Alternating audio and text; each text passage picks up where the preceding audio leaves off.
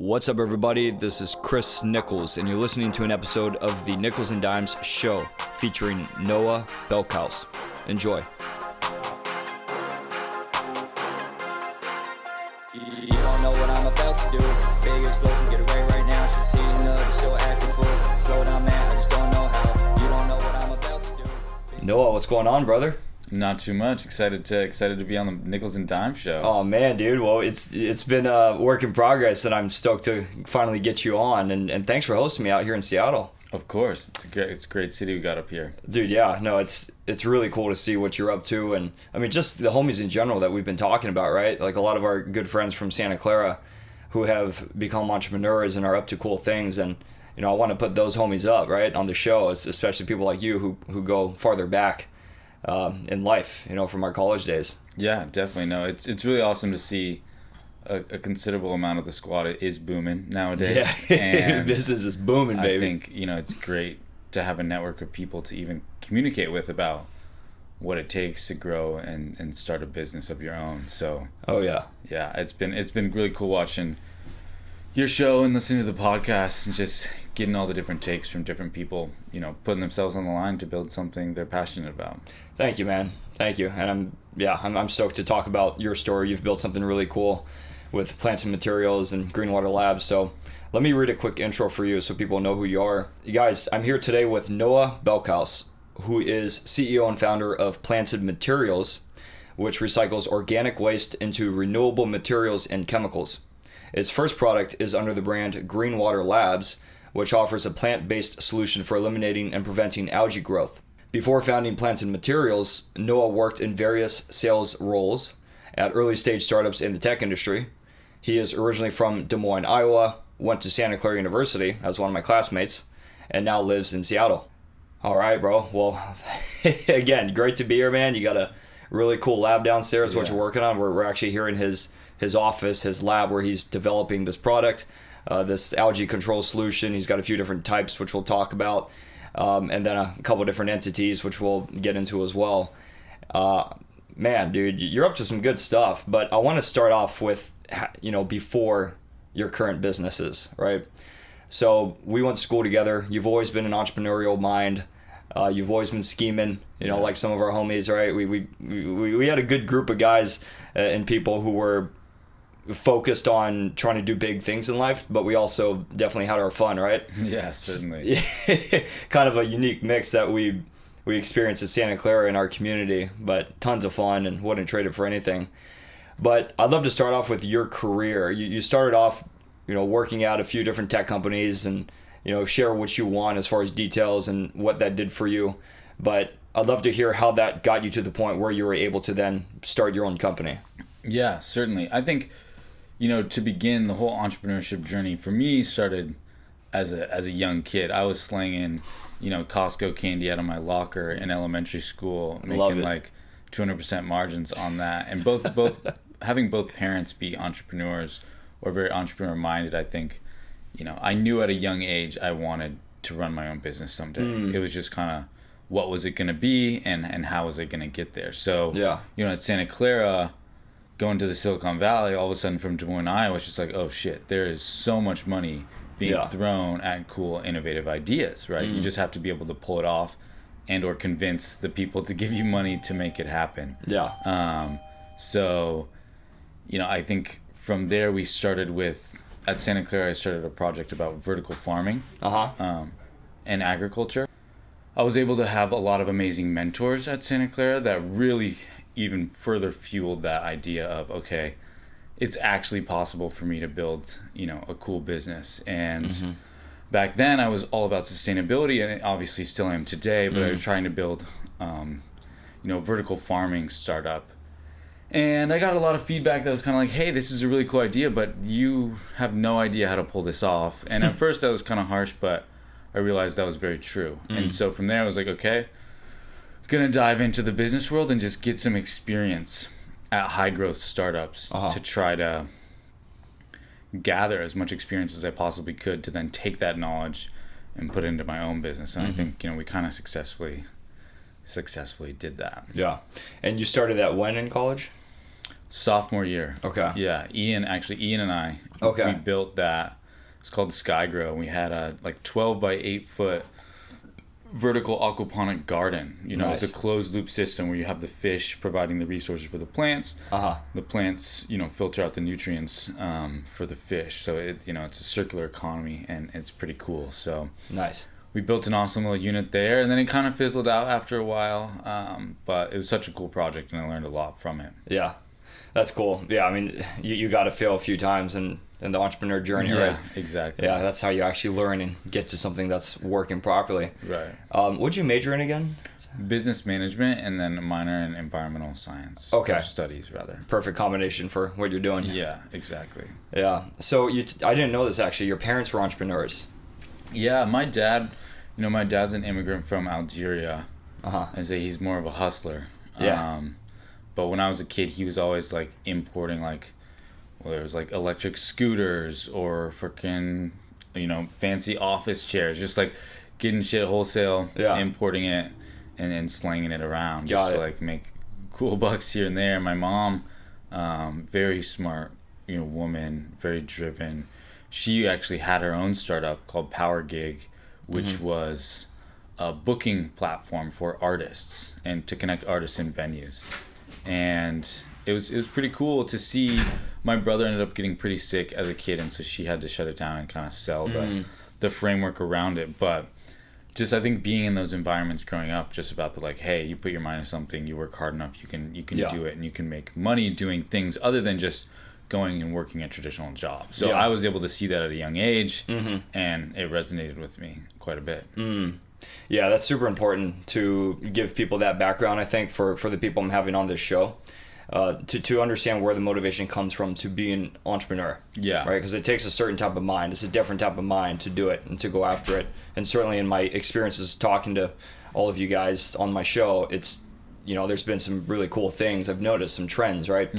And I mean, yours makes sense. You grew up in that environment, and then you pretty much knew that was the direction you wanted to go eventually when you were at Santa Clara in school. Right. You found some mentors. You actually tried starting some businesses. You started what was it called again, you said?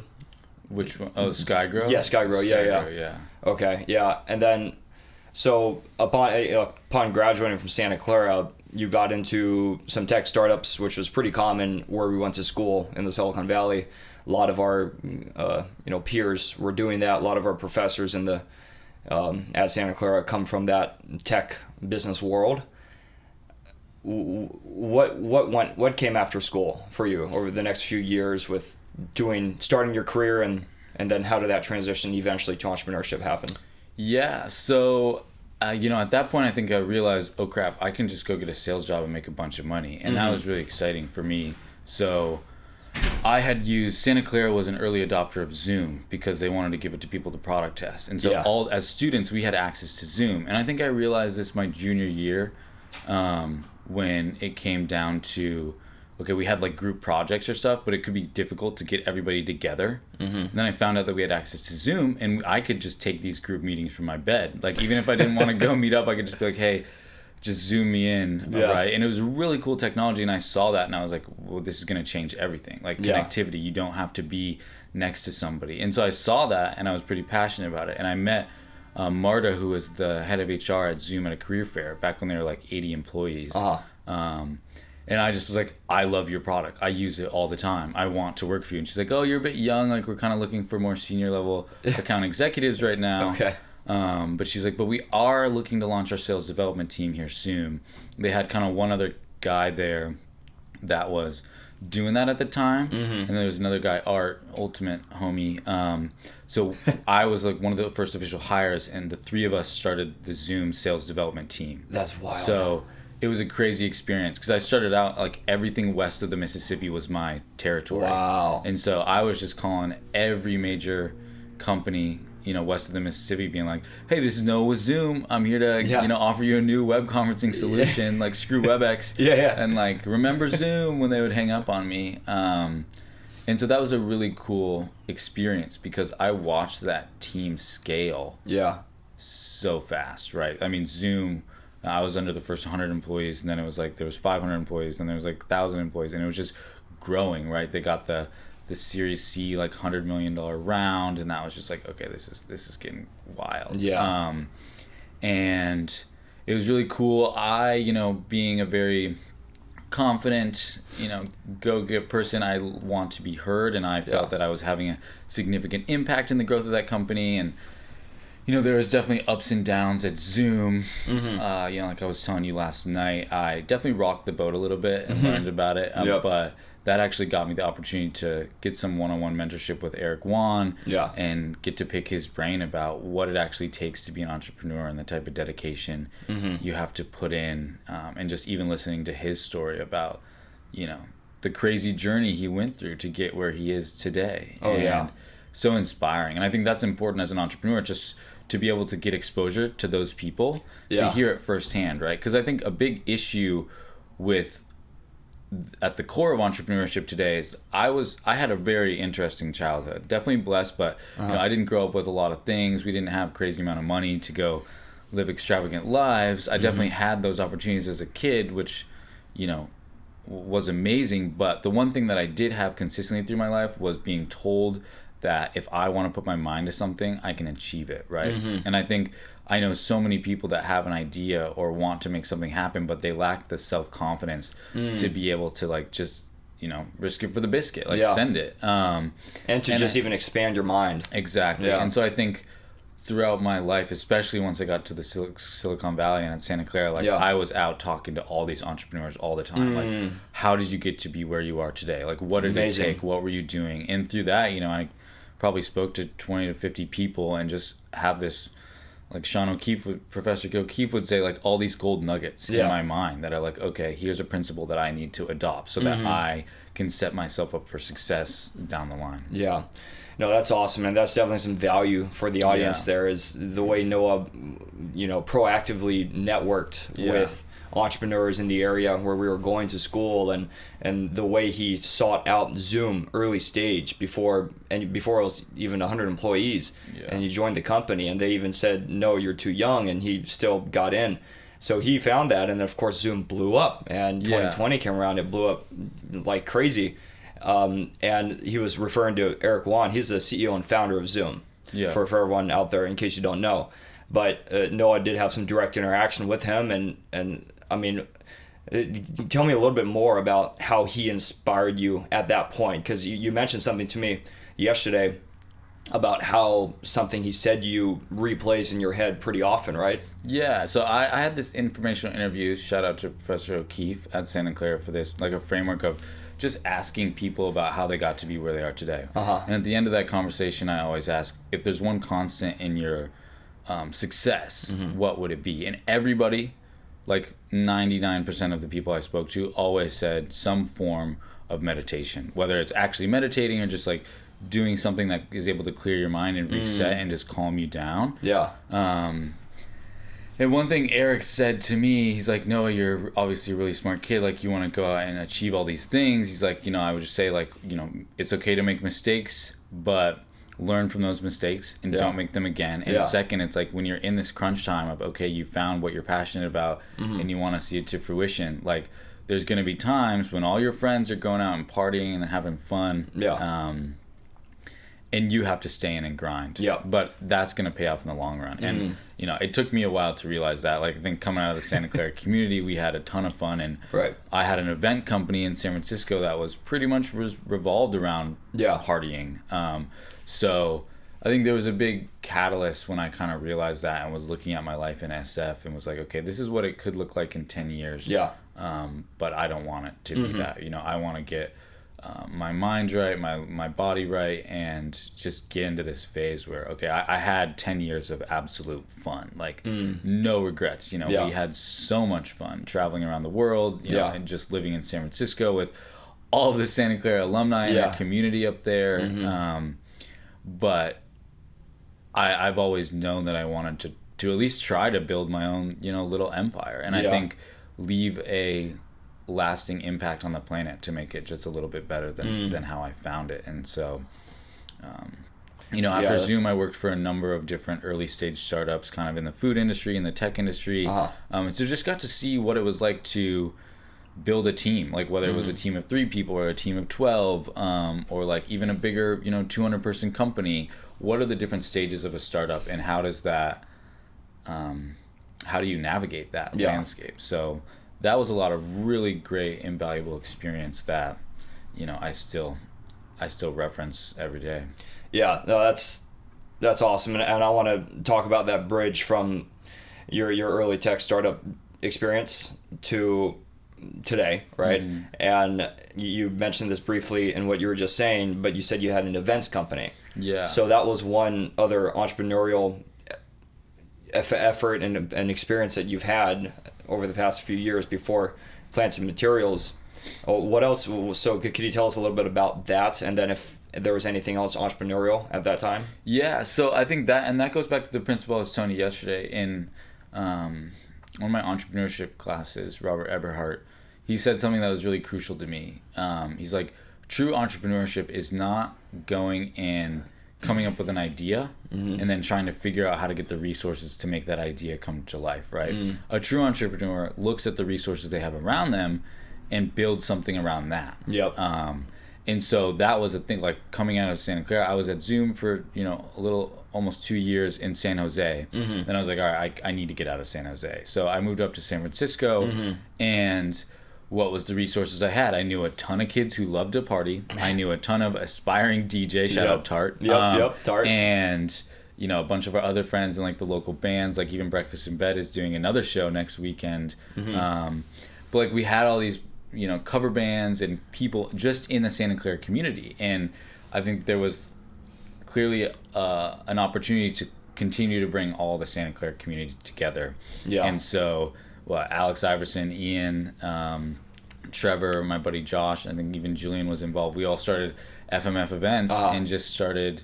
I had a friend, she was doing alcohol sales to different bars, and so she connected me to a bar owner, Milk Bar, Eric and the Hate. Nice. And we just hit it off, and he was like, yeah, come in. I think we had our first event, and he was like, our bar has never seen that amount of like sales. Like Santa Clara just drank that bar like I've never seen before, right? And he was like, you can come back and do events here as much as you want. And that's sick. Then ended up scaling into other venues, into clubs. We were involved in some music festivals, and it was just a really cool experience, right? It's fun to be the life of the party, to be able to put those events on. And it wasn't, we weren't really making any money. We just would fuel our partying, and we could buy everybody drinks that night, pay the artists some money. It was definitely a learning experience. I'm sure some artists were like, hey, you definitely should have paid us more money at different times. But it was a learning experience for us just as much as it was for them, right? For sure. And ultimately, it was a lot of fun, a ton of learning experience. But like I said, I didn't...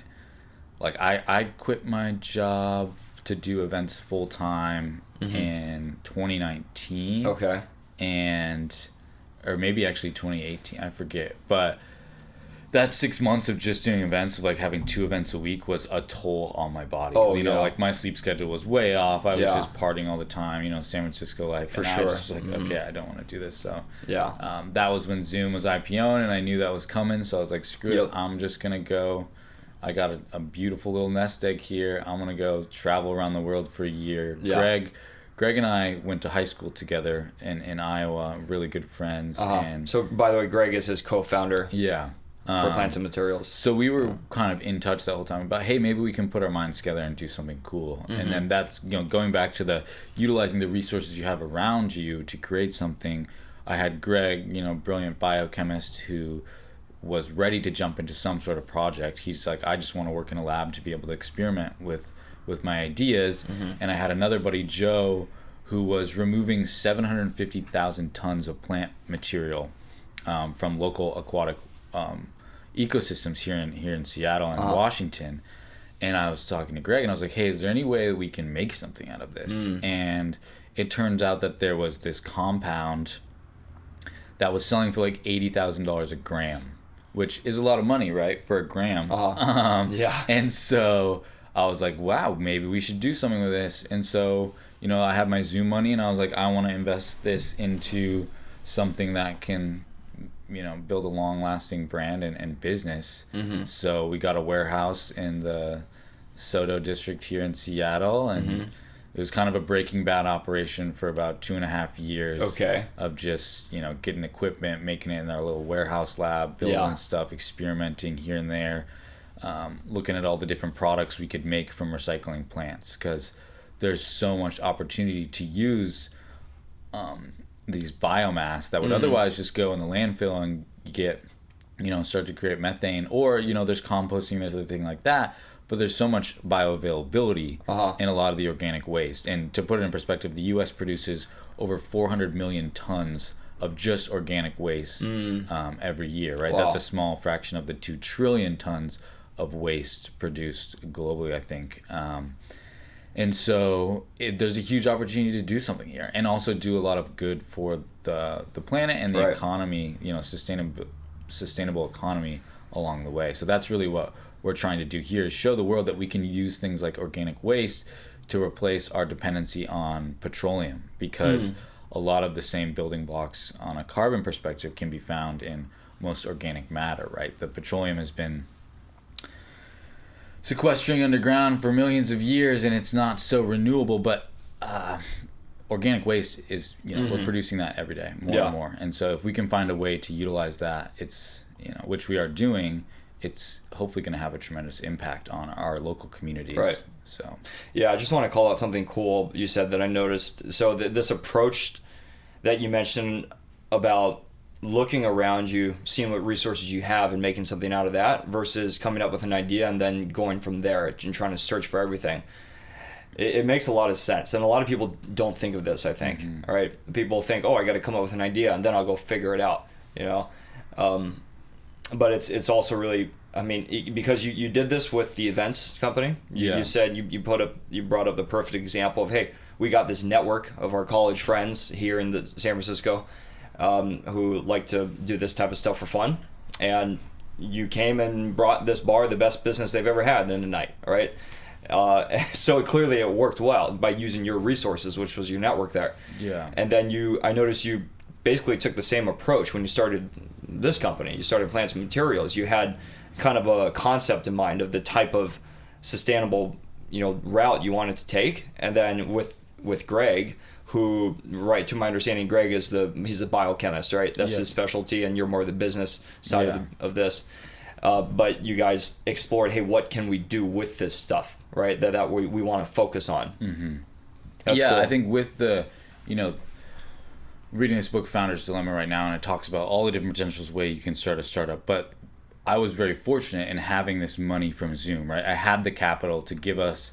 We didn't have a tremendous pressure that, we need to get this off the ground immediately. We had time to play around with it a little bit and really take the time to understand what we were working with and the technology we were building. Because it's a bit of a new landscape. It's like you hear plant-based all the time today, but we're trying to create truly plant-based materials and chemicals. So, it's a fun process. And I think going back to that point, like a lot of people, you imagine starting a business as being this big endeavor, whether it's, creating a massive tech company and raising millions of dollars, or a biotechnology company like us, which other companies that are in a comparable stage to us would take a much different approach, right? You get a rock star team of seasoned people that have done this before. You go out and you raise $20 million in seed funding. Right. Just, you have no idea, right? You have some idea of what you're going to achieve, but there's no actual work that's been done so far. There's definitely no product on the market. And we wanted to take more of a bootstrap, slow approach to say, okay, let's really build and own this technology ourselves. Let's take the time to learn, since neither of us have experience growing, massive biotech companies. There's a lot that we have to learn along this journey. But, business can be anything. It can be, you look at something like an aquarium cleaner like this. There's 15 million people in the United States with an aquarium in their house. So if you can sell, less than 1% of those people one product a year for $20, you're making, a lot of money. Sure. And I think the cool world now with social media and easy access to these consumer groups is if you have a cool idea, you're passionate about something, without a doubt, there's people who are willing to buy that. Yeah. You just have to find out how you get what you've got in front of them. Right. And you create a cool value proposition. You can do that. So, it doesn't have to be a massive thing if you want to get out there and start a business. For me, I just have pretty big goals. And so I do want it to someday grow into a massive industry. For sure. So I want to ask, how did you come up with the specific idea for a aquarium, focus on the aquarium market and algae specifically? Because you guys had this more general concept around the compounds you were looking at, right? How did it come to this? Because you just mentioned how many people have aquariums out there, which is a huge number, and that's a pretty specific stat, right? Right. How'd you come to that? Yeah, so it came down to, we were really trying to target that pure compounds for pharmaceutical use cases, right? That $80,000 a gram is mainly going to pharmaceutical development and research. So we had issues getting the purity level in our little Breaking Bad operation. Yeah. And so at that point, it was clear that we needed to pivot into something. Greg had realized that our product was extremely effective at eliminating algae. And so algicides... How did he discover that, though? Just testing. R&D, referencing literature. Got it.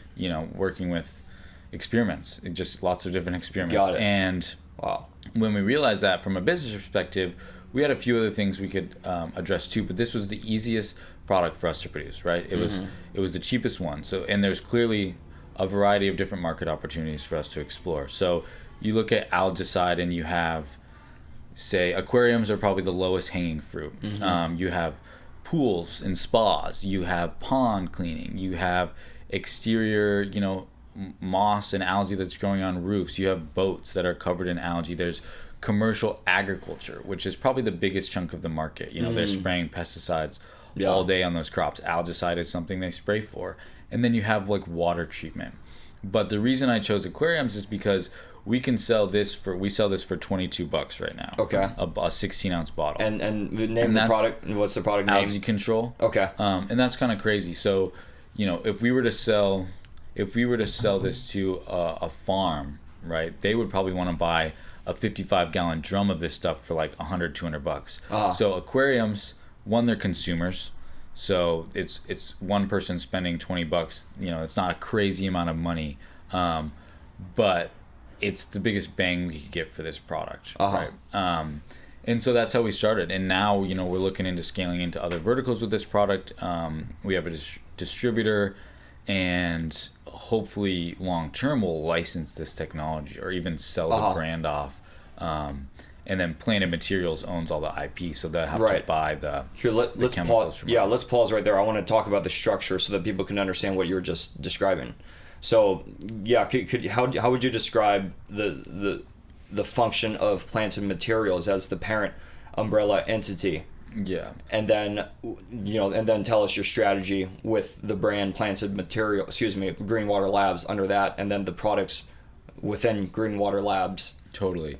So the goal with Planet Materials is to be a B2B materials and chemicals company, right? We create plant-based materials and chemicals that we can sell to other companies who are looking to manufacture their products in a more sustainable fashion, right?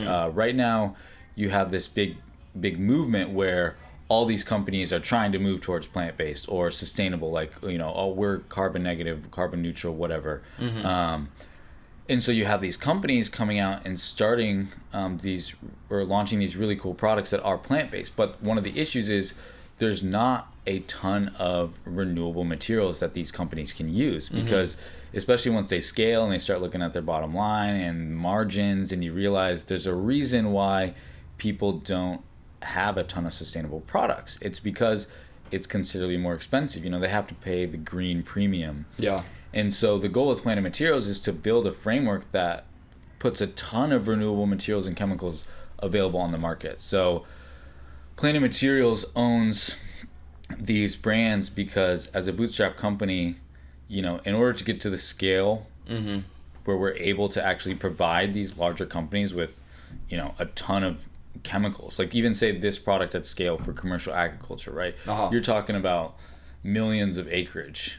And that's a lot of product, right? So we have to get to that point. And, we're about to close our first pre-seed round, whatever you want to call it, little capital injection. But to build a big factory, we're going to need millions of dollars. And so the plan here is to grow a little bit slow. Now with this funding round, we'll probably try to look and raise another round in a year or two to really scale up into that. But in the short term, my strategy is like, okay, we have a bunch of products. Let's launch them into the consumer market. Let the consumer do the testing, kind of understand how the product works for people, what the value propositions are, what pain points they're addressing. Yeah. Then from there, we can start to prove the demand. And then from there, we can take it to a distributor or a wholesaler, really gain traction in the industry, get awareness from these larger brands who we've spoken to already. And they have tremendous industry pressure to find, alternatives to bleach as a pesticide or copper, but they don't necessarily want to spend the resources on developing a new technology. So from there, hopefully long term, we can license what we have to these massive brands and or sell off the brand completely. But Planet Materials is still producing all of those chemicals and materials. So whoever buys the brand will have to purchase the chemicals, the raw materials from us, which is the large goal, right? And so also building brands is just a fun learning experience, right? It's I think fun's a good way to put it. There's a lot of ups and downs, but really learning how to appeal to consumers at scale and build a long-lasting brand is something that really excites me personally. Yeah, no, that is awesome. It just gives you a lot more flexibility to have control over what you've created and to not have this B2C interaction at such a large scale where you won't be able to handle it later on, right? If it was just being sold directly from plants and materials versus creating this brand, Greenwater Labs, right? That's basically what you're saying. And maybe a potential licensing deal, could that involve royalties because of the way you've set this up? Or not really? Yeah, essentially, I mean, licensing, they license the product, so they're going to pay X amount for whatever amount of product they're using, or even we just sell them the ingredients for the product. Okay, so that's what I'm asking. Like I guess there's lots of ways to structure it. We're not quite there yet, so I can't tell you how exactly for sure. Do it. Yeah, I'm just curious, like what exit routes are possible with this structure? Yeah, a ton. I mean, so we could sell the brand completely. We could just shut it down. We can white label it to bigger companies, have them create their own products. There's lots of different paths we can choose, and I think we're very much aware of all of them and just preparing for potential opportunities down the line. Yeah, makes sense. So could you just run through what the specific products are for Greenwater Labs right now? Overall, we have a few of them on the table here. Yeah, so they're all pretty much iterations of the same product. It's interesting, when we go to the store today, there's hundreds of cleaning products on the wall. Yeah, and you go there, you look at it, you're like, okay, what brands do I know? What colors are appealing to me? What do I want? But when you really go and look at the ingredients on all those hundreds of different cleaning products, they're all the same. We've been brainwashed as consumers to think, okay, I need a bathroom cleaner, and I need a kitchen countertop cleaner, and I need another cleaner for your yoga mat, whatever it is. And you find it all out there. But they're all the same ingredients, and that's the same kind of what we're building here. Like, for sure, we can sell an aquarium product, but we can also sell a fountain product, and people are going to be way more likely to purchase this product for the fountain if it says fountain cleaner. Absolutely. And so these are the three products on the market today, the Algicide. We're in the process of really launching the fountain and the roof and deck cleaner. We are developing a renewable cleaning spray that just, you can drop a tablet into your bottle and it'll dissolve into a cleaning spray. So you don't have to keep buying more things like that. But we have so many products in our pipeline with a small team of like 5-6 people right now.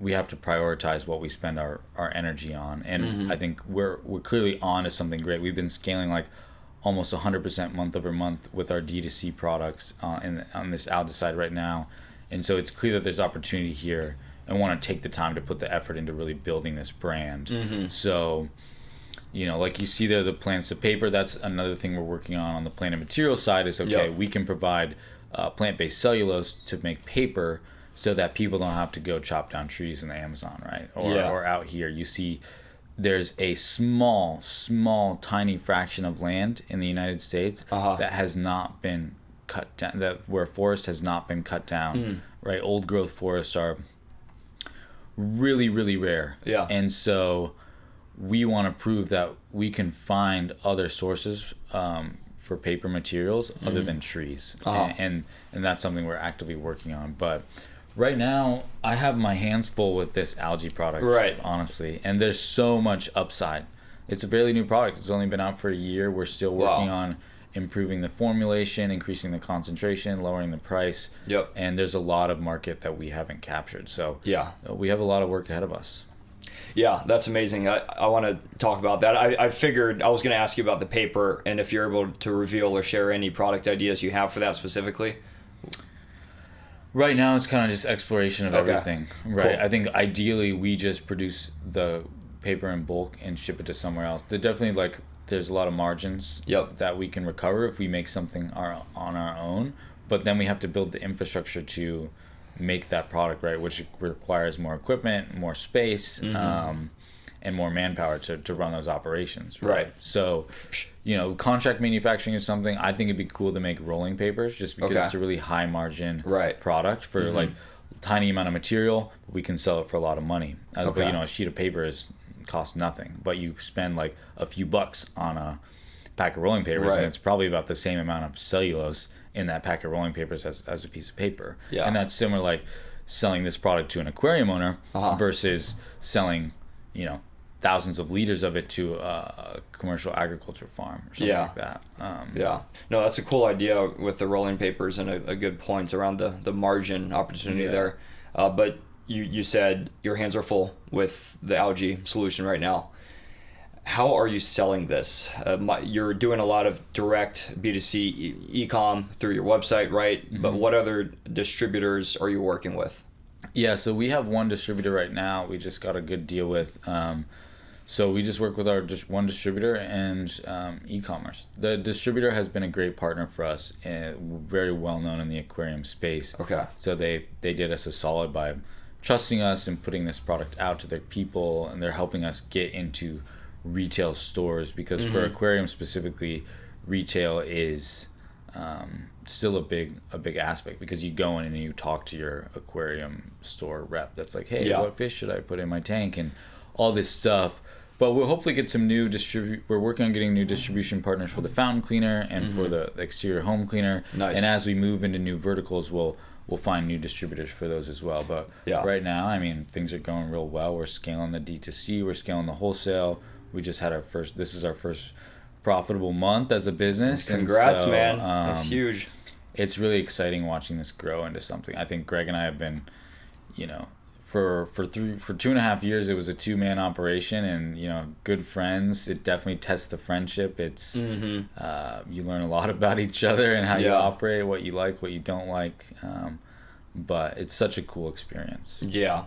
So your business partner, Greg, how'd you guys know each other from growing up? Yeah, we were great friends in high school. And then, went our separate ways, but always stayed in touch. And he was living up here, so that's when my other buddy was pulling out the plants up here. And I was like, all right, Seattle, we have, the Fiocchi Bros up here, Christoph, good squad. Yep. So, Yeah, that's awesome. Man, so I was just thinking about the immense opportunity you can get simply by renaming these products into different functions with the fountain cleaner, the aquarium cleaner and the roof and deck cleaner, because for the aquarium cleaner, that's probably going to be more focused on like pet shops, right, or like aquarium specific shops. But you can get your roof and deck cleaner into like a Home Depot, or tons of places, or Safeway, right? Yeah, so the one thing right now, we're going through the process of registering our product with the EPA. So if you claim to prevent or eliminate anything that is a pest, and a pest is anything that can potentially harm a human, then you have to register the product with the EPA, which is a pretty intense process for a small company with limited resources. So that's something we're going through right now, and we're kind of just, our product by its nature is not a traditional pesticide, and we're confident about that. I mean, you could take a swig of this if you want, and it's going to be fine, right? You can't take a swig of bleach. Right. So we're not really worried about the EPA, but it's just a formality. In order to get into a Home Depot or a Petco, like those are check boxes we have to we have to check. So yeah, we're working on it, and it's a learning experience. Definitely. I bet. Yeah, but it's such a good strategy is really what I want to call out by separating these out, because everyone does it. Everyone does, even if it's like the same solution, right? And the packaging is a little different. You have different bottles. You have a spray bottle. You have a pour bottle, right? Mm-hmm. Which actually makes a difference with how you're going to apply the product. So, man, that's cool. So you've touched on this a lot with the sustainability, mission that you have going on here. But I want to understand more specifically, how do you market these products as differentiators? Because, like you said, there's a ton of cleaning products out there of all sorts on these shelves in all these different shops and online. What is it about Green Water Labs that's sticking out to people, makes them want to go with this? Yeah, I mean, that's a great question. I think it's definitely been an uphill battle. There's a lot of, and the big reason for that is there's a lot of products and companies out there that claim to be sustainable or plant-based, but in reality they're not. And so they have, like, you look at aquariums, people spend a lot of time and money building these aquariums in their homes, and they love their fish, they love their setup. It's like, an extension of themselves. It's their own art, and it's living, and it's constantly evolving. So asking them to put something in their tank that could potentially, like a typical algicides, you put too much in your tank, you're going to kill those fish or corals and all that stuff. So it was about a year of gaining people's trust and getting people to try it and building up those reviews to realize, oh, hey, it's actually not dangerous for my fish. It's safe. And so once we were able to prove that, now we're getting pretty consistent results. But good.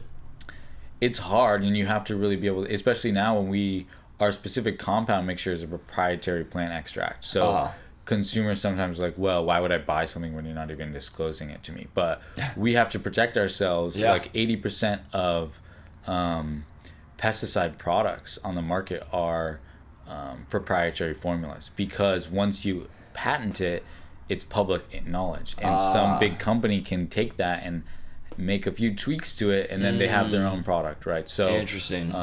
We're slowly starting to work on how we can explain how and why our product works and what the nature of the compounds are. But it's cool. It's biomimicking technology. We use allelochemicals, which essentially are compounds that nature has produced to do a specific function, like eliminating algae in the water column or anywhere. So that's interesting. Are there any type of events that you're participating in or trade shows to get this out there that you've thought of? Not quite. I think we're scaling at a pretty good rate right now. And one of the things, especially, we manufacture this stuff. We have to process the plants, and then we have to take the compounds and formulate the product, and then bottle it, and then label it. And so that's a lot of operational work. And with a lean team, we need to make sure that we're clearly understanding what it's going to take to scale up at each of these points.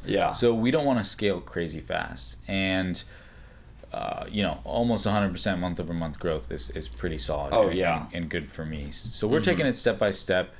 And right now we're not at too many trade shows. Having the distributor that already has, a very solid retail network in the States and even around the world, like, they're helping us. We're going to start to push this into Mexico and South America, probably Canada, hopefully even Europe. And so having a partner like that can help us is huge, because it takes a lot of work to approach all the retail stores. Like, I had my virtual assistant get a list of every aquarium store in the United States, just manually search Google. Nice. And I did some outreach, but as a new startup brand, stores have so many questions. Yes. But if our distributor, who's established and sells other products to these stores, comes like, hey, I got this sweet new sustainable algicide, boom, they're going to be like, okay, let me try this. So it's important to think about and weigh your options when it comes to, there's always a dilemma that you can face as a founder. Do I go this way or do I go that way? And I think you have to weigh the pros and cons. And for us, it's just easier to rely on partners to push that, so we can focus on the actual operations of the business. Makes sense. And let's talk about that operation. So we're here at your lab, in your office. So could you describe this building and what goes on the bottom floor and the top floor? Yeah, so up here, we're in the conference room here, pretty low key. This is where we do a lot of, right now we're using this space to fulfill orders. So now that we're getting like 25, 30 orders a day, we have to do demand planning for that, because it's a lot of work to box those at a time. So we have a few part-time people who come in and help out with just fulfilling those. I have my office up here. We have a maker's lab with all the microscopes, the 3D printers, the laser printers, to just experiment with the different materials we have. And then downstairs where the magic happens, we have the lab, and that's where Greg's doing a lot of the formulating, the experiments, seeing which directions we're going to go, trying to improve this product, work on producing paper and other compounds. We have like waxes and oils that we can use to make soaps and other things like that. So that's what's going on downstairs. And of course, the bottling and the labeling of the product that we're selling as well. So that's downstairs as well. Yeah, nice.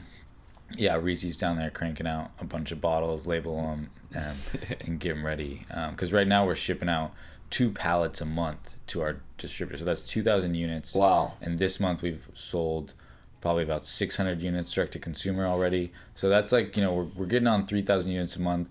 Our current capacity here is 10,000 units a month. And we just, it's clear that 10,000 mark is going to hit. We're going to hit that soon. Yeah. And so how do we be prepared for 20,000 and then 100,000? And that's just a lot of the things we have to deal with from an operational standpoint. Got it.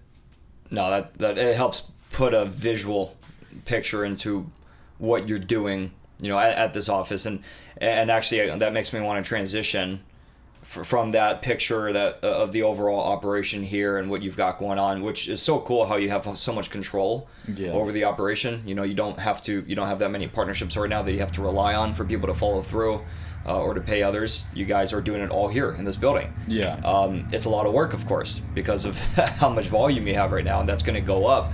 And I think you did mention that you would like to could you remind us how you want to scale this once your volume goes way up?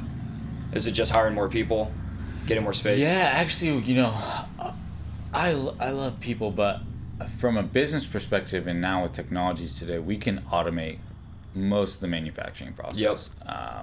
And so that's the route we're going to take, is building a state-of-the-art automated factory that can just, you put plant material and you get product out. And it separates the different materials. And that's really the bread and butter of what we're building, right? Is a process to take organic waste and output renewable materials and chemicals.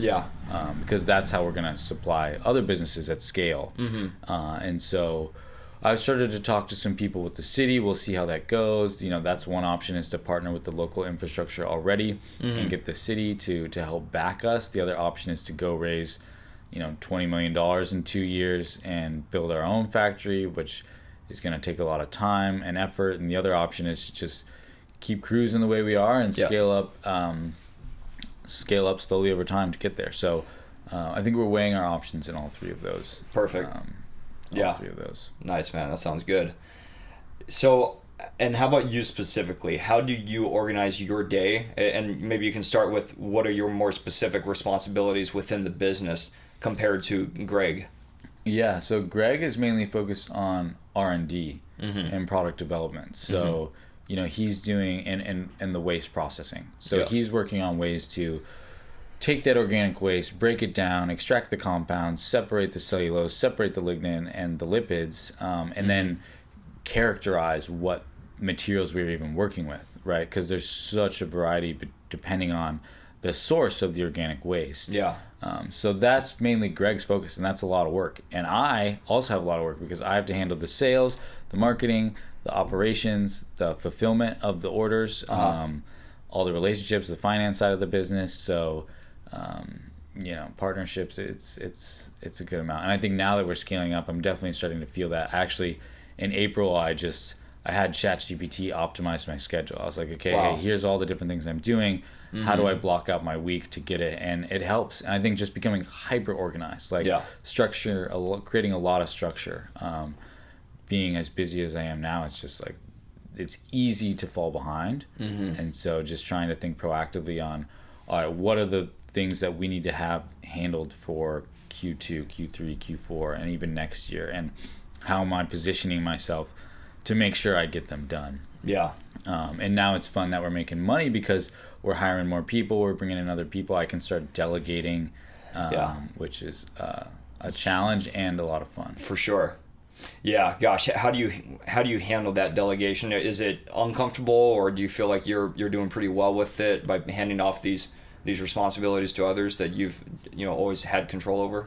I think I'm fine with it. The biggest part for me is just establishing trust with whoever I'm passing it off to, and ensuring that they're going to get the job done. Right? There's always that. There's a reason people say I'll just do it myself, because you know that you can get it done well and it's easy. But as long as you can find people that are capable and smart, then I have no problem with letting them run with it. And so I think it's important on who you choose. Yeah, no, that makes complete sense. So this is a fun question I'm asking everybody. It's like an entrepreneurial question, but if you had one idea of a entrepreneurial life hack that maybe is against the mainstream belief, kind of unique to you, what would you say that is? What do you mean by life hack? Life hack, like something that if someone's looking to be an entrepreneur, start a company, what is one thing that you can implement into your system, your routine, that has worked for you? And you might have already answered this earlier, honestly, with the meditation thing from Eric. So something like that, if you don't have anything. Yeah, I think one would just be to learn, and also the failing aspect. Like, you have to change your mindset. Like, the society puts all this, like, oh no, if you fail, like, that sucks. But in reality, like, I love failing. Every time I fail, I learn. I learn so much, and you realize, okay, then I'm just not going to do that shit again. Or I'm going to do it slightly different. So yeah, just have an open mind. Choose to believe in yourself. I think spend a lot of time in believing in yourself, and everything else will follow. Perfect, man. Yeah. Nice.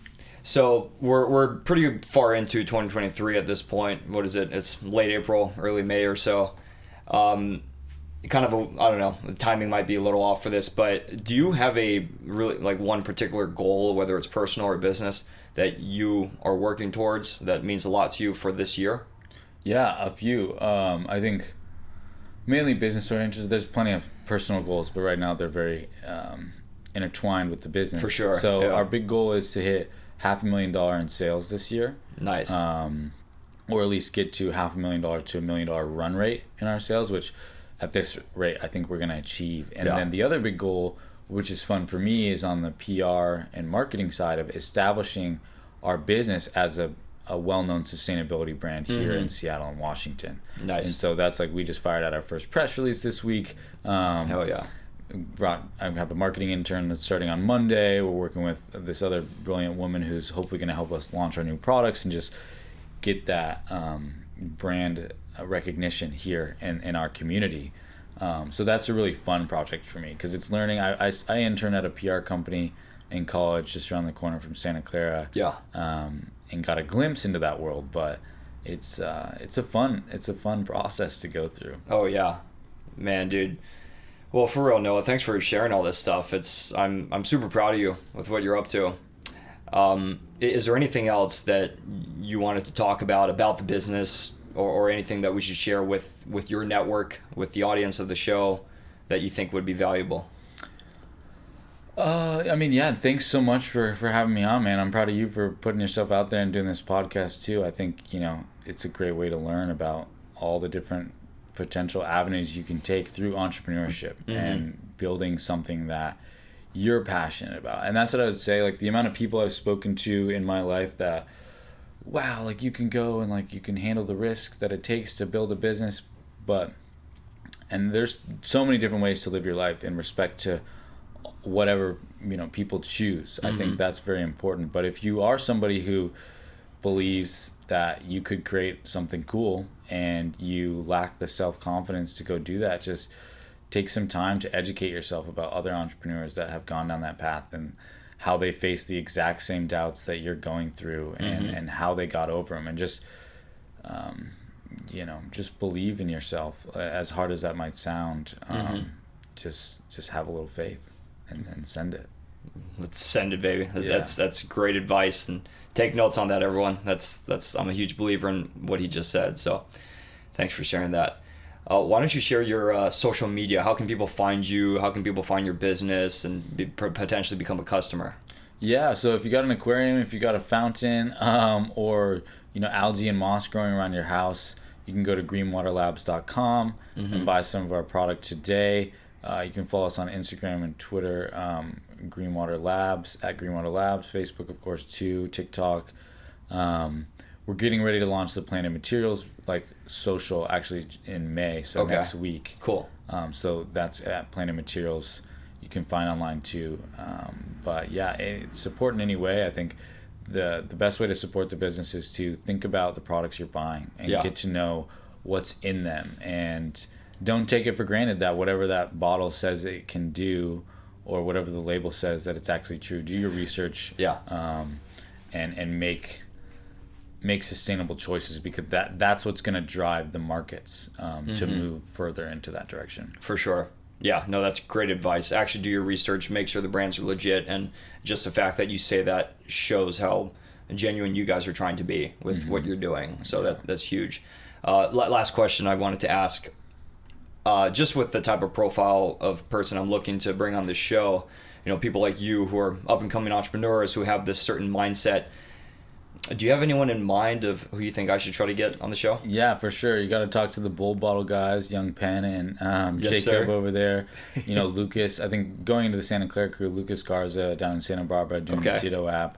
Really cool community network he's building with his company. I can't wait to watch them blow up. And then you got Kyle Alwyn, who already exited his company.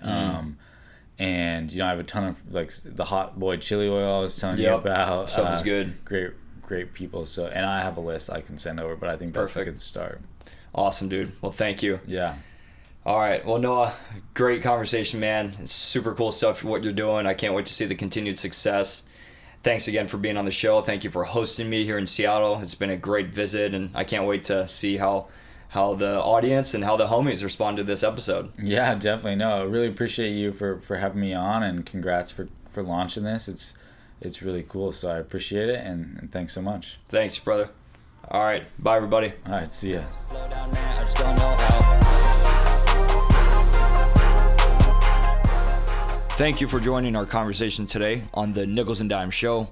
Please check out and follow my podcast Instagram at Nichols and Dimes Show. I'd love to have you subscribe to the show on Apple Podcasts or Spotify or YouTube. You can also find it on my website. I welcome and encourage any feedback you can share in the reviews so I can continue to improve and develop the show.